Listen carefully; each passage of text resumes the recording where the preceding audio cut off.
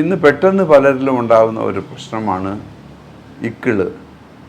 ഈ ഇക്കിള് മാറാൻ വളരെ ഫലപ്രദമായ 1-2 ചെറിയ മരുന്നുകൾ ഞാൻ പറഞ്ഞു തരാം.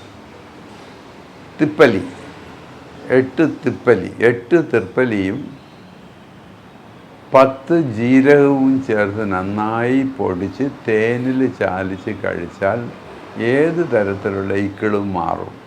അങ്ങനെ മാറിയില്ല എന്നുണ്ടെങ്കിൽ ഒരു മയിൽപ്പീലി എടുത്ത് ചുട്ട് കരിയാക്കി ആ കരി തേനിൽ കുഴച്ച് കഴിക്കുക. 8 തിപ്പലി, ഈരഞ്ച് ജീരകം, കട്ടുതേനിൽ കലന്തുണ്ണ വിക്കലും വിട്ടുപോവും, വിടാവിടിൽ പോത്തകം ചുട്ടുപോടെ എന്നാണ് ചൊല്ല്.